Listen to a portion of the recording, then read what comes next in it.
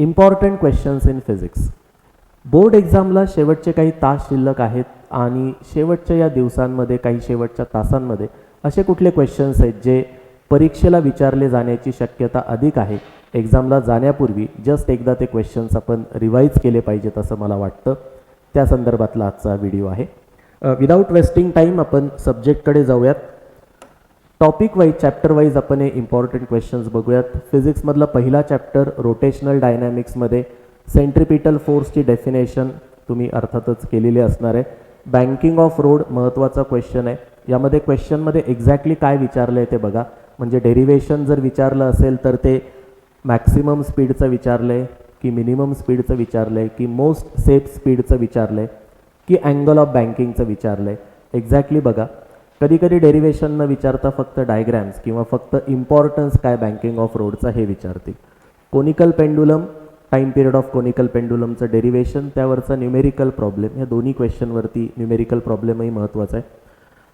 Actual rotational डायनॅमिक्समध्ये expression for kinetic energy, expression for torque, expression for angular momentum, हे expression महत्त्वाचे आहेतच.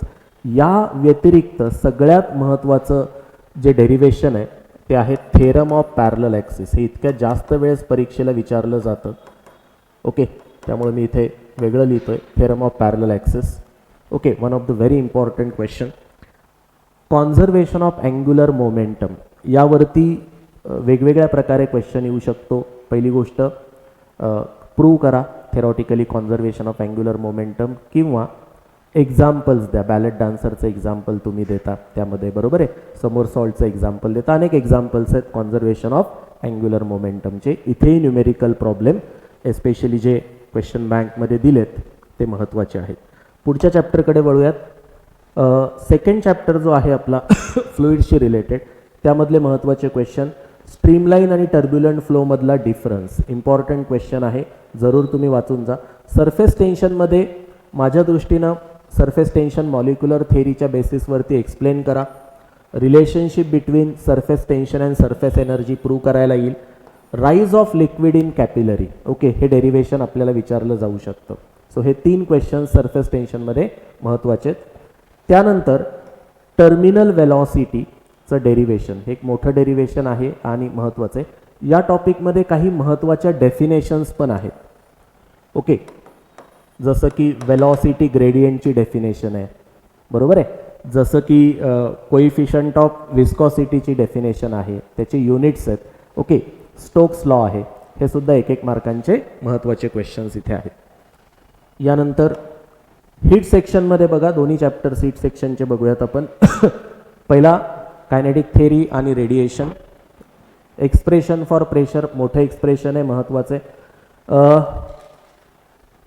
Gamma calculate करा mono atomic गॅससाठी, डायॲटॉमिक रिजिड गॅस मॉलिक्यूलसाठी किंवा पॉलीॲटॉमिक गॅस मॉलिक्यूलसाठी. हे महत्त्वाचे क्वेश्चन्स यावरती विचारले जाऊ शकतात. RMS स्पीड डेरिव्हेशन पण आणि RMS स्पीडचं न्यूमेरिकल प्रॉब्लेम पण महत्त्वाचं आहे. मेयर्स रिलेशनशिप प्रूव्ह करायला येणार. फेरीज ब्लॅक बॉडी, ओके, याची डायग्रॅम. वेन्स डिस्प्लेसमेंट लॉ, यावरती एखादा न्यूमेरिकल किंवा एखादा 1 लाइनर क्वेश्चन महत्त्वाचा आहे, विचारला जाऊ शकतो. थर्मोडायनॅमिक्समध्ये zeroth law of thermodynamics, reversible irreversible प्रोसेसमधला डिफरन्स. PV डायग्रॅम्स वेगवेगळ्या प्रोसेससाठी, आयसोबारिक प्रोसेस असेल, आयसोकोरिक प्रोसेस असेल, रिव्हर्सिबल इरिव्हर्सिबल प्रोसेस, या सगळ्या वेगवेगळ्या प्रोसेसमधल्या PV डायग्रॅम्स क्वेश्चन विचारला जाऊ शकतो. ॲडियाबॅटिक प्रोसेसमध्ये वर्क डनचं एक्सप्रेशन आयसोबारिक, त्यानंतर आयसोथर्मल प्रोसेसला सुद्धा विचारलं जाऊ शकतं.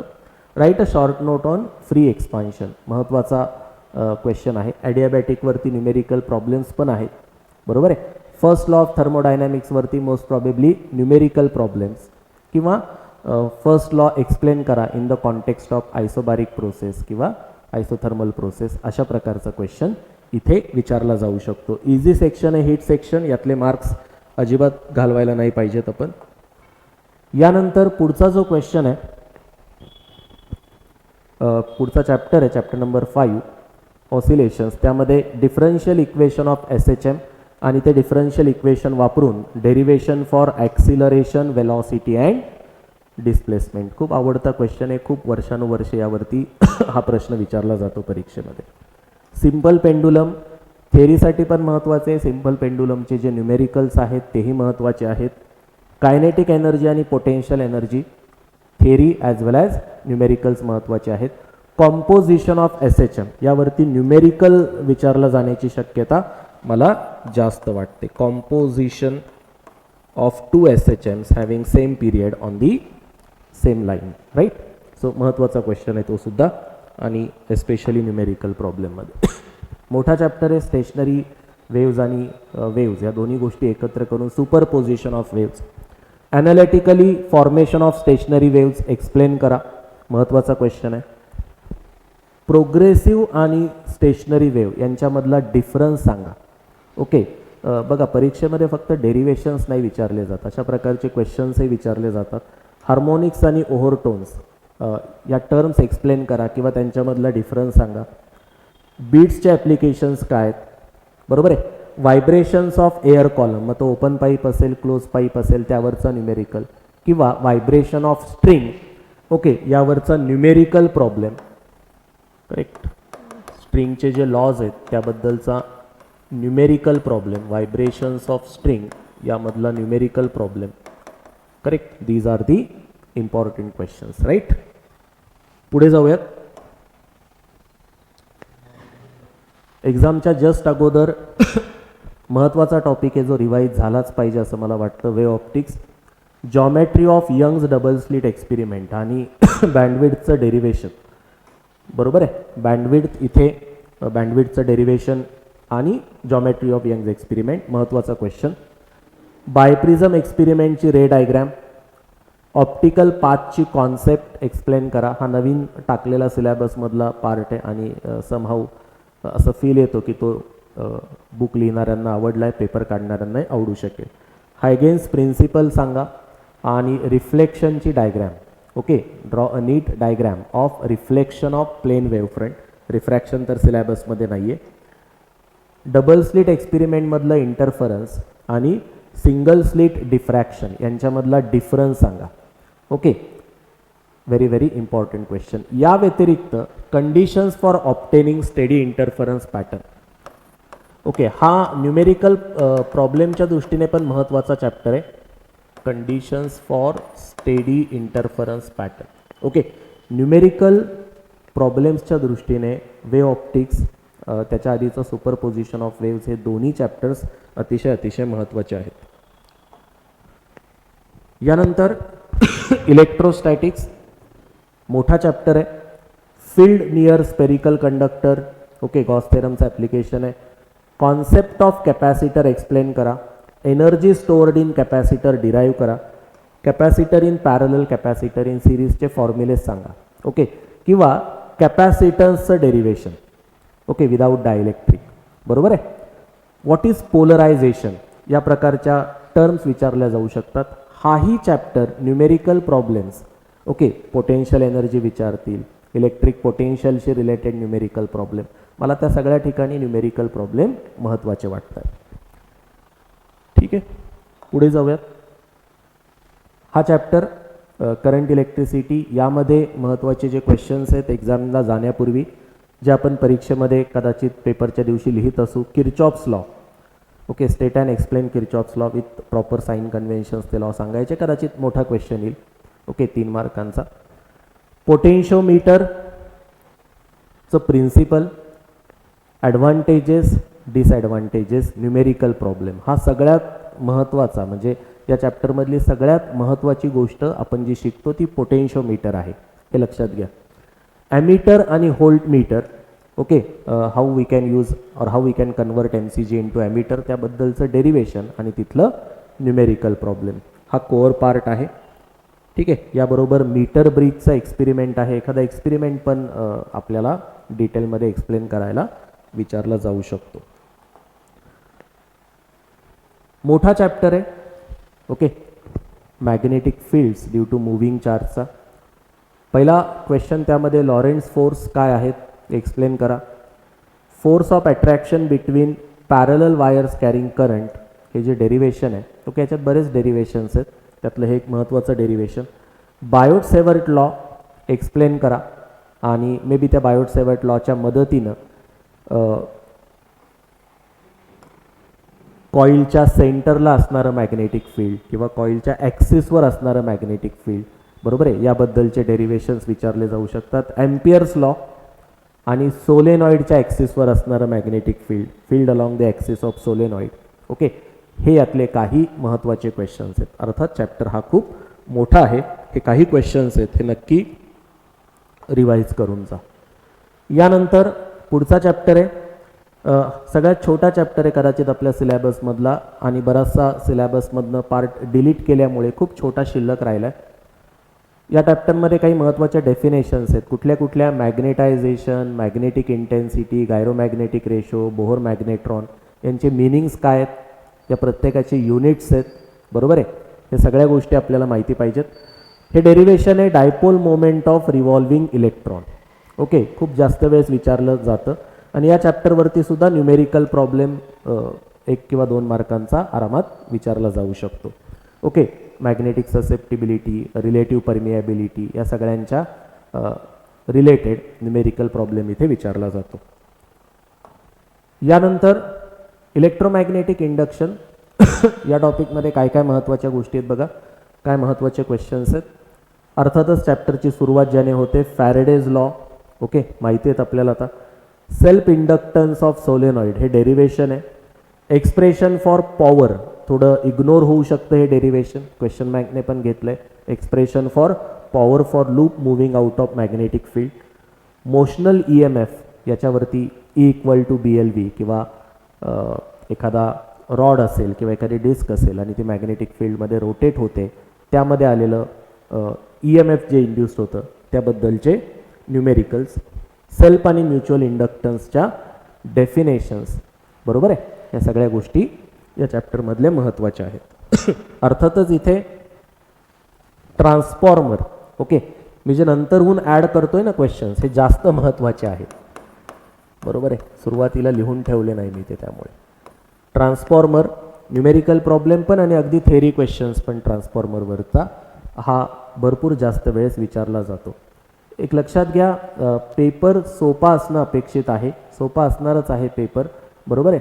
आणि एक्झामिनरला तुम्हाला मार्क द्यायचे, सो एक्झामिनरला चान्स द्या, तो तुम्हाला मार्क देऊ शकेल. यासाठी जास्तीत जास्त प्रश्न आपण अटेम्प्ट केले पाहिजेत, प्रयत्न केला पाहिजे ते क्वेश्चन्स सॉल्व करण्याचा.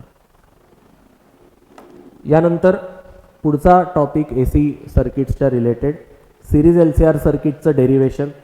Okay, resonance, parallel resonance circuit आणि सिरीज रेझोनन्स सर्किट. ओके, त्यांची नावं acceptor circuit, rejecter circuit. Okay, इथे न्यूमेरिकल प्रॉब्लेम्स या पर्टिक्युलर चॅप्टरमध्ये भरपूर महत्त्वाचे आहेत, बरोबर आहे. इन्स्टंटेनियस करंट काढा, RMS व्हॅल्यू ऑफ करंट काढा किंवा प्रॉपर सिरीज LCR सर्किटवरती, रेझोनंट सर्किटवरती न्यूमेरिकल प्रॉब्लेम्स, बरोबर आहे. या चॅप्टरमध्ये तुम्ही क्वेश्चन बँकमध्ये जरी बघितलं, तुम्हाला लक्षात येईल की खूप सारे न्यूमेरिकल्स तिथे आहेत आणि न्यूमेरिकल या चॅप्टरवरती विचारला जायलाच पाहिजे थेरी क्वेश्चन्सपेक्षा, बरोबर. यानंतर dual nature of radiation, Einstein's photoelectric equation आणि on the basis of Einstein's equation photoelectric effect explain करा. मोठा क्वेश्चन हा येऊ शकतो. वेव्ह पार्टिकल ड्युॲलिटी काय आहे एक्सप्लेन करा. डेफिनेशन्स आहेत, बरोबर आहे. थ्रेशोल्ड फ्रिक्वेन्सी काय आहे, बरोबर, किंवा डी ब्रोग्लीज हायपोथेसिस काय आहे, बरोबर. अशा प्रकारच्या टर्म्स एक्सप्लेन करा किंवा डेफिनेशन्स या महत्त्वाच्या यामध्ये आहेत. कट ऑफ फ्रिक्वेन्सी काय असते वगैरे वगैरे, ठीक आहे. न्यूमेरिकल प्रॉब्लेम पण या चॅप्टरवरती महत्त्वाचे आहे. डी ब्रॉईज वेव्हलेंथ वरती न्यूमेरिकल येऊ शकतो, MCQ येऊ शकतो. या ठिकाणी प्रोटॉन आणि इलेक्ट्रॉनचं मोमेंटम सेम आहे, तर त्यांच्या डी ब्रॉईज वेव्हलेंथचा रेशो काय असेल वगैरे वगैरे. हे टिपिकल खूप जास्त वेळेस विचारले जाणारे क्वेश्चन्स आहेत जे इथे येतात. पुढचा चॅप्टर ॲटम आणि न्यूक्लियसशी रिलेटेड आहे. एक्सप्रेशन, बोहर्स थेरी सांगा. हा अर्थातच म्हणजे मी इथे लिहिला नाही, परंतु तो इथून चॅप्टर सुरुवात होते, बरोबर आहे. पण ते तुम्हाला येते हे मी गृहीत धरले, बरोबर आहे. Bohr's postulates, correct, Bohr's atomic थेरीचे पॉस्ट्युलेट्स. त्यानंतर महत्त्वाची गोष्ट आपल्याला एक्सप्रेशन्स आले पाहिजेत, रेडियस, वेलॉसिटी आणि energy of electron. Correct. Hydrogen ॲटममध्ये इलेक्ट्रॉनची वेलॉसिटी, रेडियस आणि एनर्जी यांचे एक्सप्रेशन आणि हे कसे बदलतात with principal quantum number. Derivation 1/λ equal to R. Okay, काय लिहिलं आहे तुम्हाला माहिती आहे, सांगायची गरज नाही. Energy level diagram of hydrogen atom आणि showing transition different series of spectral lines because of transition of electrons from higher orbit to lower orbit. Okay, ही जी एनर्जी प्रोफाईल डायग्रॅम आहे हायड्रोजन ॲटमची आणि वेगवेगळ्या स्पेक्ट्रल लाईन्स, ही फक्त diagram draw करायला महत्त्वाचा क्वेश्चन आहे. हे डेरिवेशन, ओके, न्यूक्लिअर फिजिक्समध्ये काय विचारतील तर हे डेरिवेशन किंवा हाफ लाईफ पिरियडचं डेरिवेशन किंवा त्यावरचा न्यूमेरिकल प्रॉब्लेम. बरोबर आहे. जो इथं लिहिलेली नाही आहे गोष्ट ती म्हणजे हाफ लाईफ पिरियड, बरोबर आहे, आणि त्यावरचा न्यूमेरिकल प्रॉब्लेम. करेक्ट. सो हे महत्त्वाचे क्वेश्चन्स आहेत स्ट्रक्चर ऑफ ॲटम आणि न्यूक्लियसमध्ये. यानंतर शेवटचा चॅप्टर आहे आपला सेमीकंडक्टर्स. यामध्ये इझी पेपर आपण एक्सपेक्ट करतोय, त्यामुळे half wave, full wave, rectifier, okay, यावरती क्वेश्चन मी एक्सपेक्ट करतो आहे. सिम्बॉल्स, बुलियन एक्सप्रेशन्स आणि truth tables for AND gate, OR gate, NAND gate, NOR gate, okay, XOR gate, हे सगळे जे गेट्स आहेत त्यांच्याबद्दलचे Boolean expressions and truth tables. ट्रान्झिस्टरच्या बाबतीत अल्फा बीटा त्या दोघांमधलं रिलेशन, न्यूमेरिकल प्रॉब्लेम, ट्रान्झिस्टरचे सिम्बॉल्स, छोट्या छोट्या गोष्टी आणि ट्रान्झिस्टरचा ॲज अन ॲम्प्लिफायर म्हणून उपयोग. बरोबर आहे, हे महत्त्वाच्या गोष्टी आहेत. स्पेशल पर्पज डायोडमध्ये फोटो डायोड, LED यांचे ॲप्लिकेशन्स, ओके, हे फॉरवर्ड सोलर सेल, ओके, हे महत्त्वाच्या गोष्टी आहेत. ते फॉरवर्ड बायसमध्ये असतात, रिव्हर्स बायसमध्ये असतात. बरोबर आहे. नेमकं काय असतं सोलर सेल, अर्थात त्याला कुठलंही बायसिंग नसतं, वगैरे वगैरे. या बेसिक गोष्टींवरती 1 मार्कांचे क्वेश्चन्स और मे बी एखादा MCQ आपण एक्सपेक्ट करू शकतो. सो साधारणतः कंप्लीट सिलेबसवरती पेपरला जस्ट जाण्या अगोदर काही क्वेश्चन्स, आता यातले बरेचसे क्वेश्चन्स तुम्हाला ऑलरेडी येत असतील, नाहीतर मी आता काहीतरी सांगितलं आहे म्हणून परत एकदा हे क्वेश्चन्स तुम्ही बघायला पाहिजेत असं नाही. परंतु आपल्याला शेवटपर्यंत वाटत असतं पेपरला जाईपर्यंत की आपला अभ्यास पूर्ण कंप्लीट नाही आहे, काहीतरी अभ्यास केला पाहिजे, अँक्झायटी असते, रिव्हिजन केली पाहिजे. तर अशा वेळेस नेमकं काय रिवाईज करावं हे लक्षात यावं, यासाठी आजचा हा बेसिक व्हिडिओ होता. All the best for your examination. तुम्ही सगळे एक्झाममध्ये मस्त करणार आहात. पेपर खूप सोपा आहे. So just relax. Bye bye.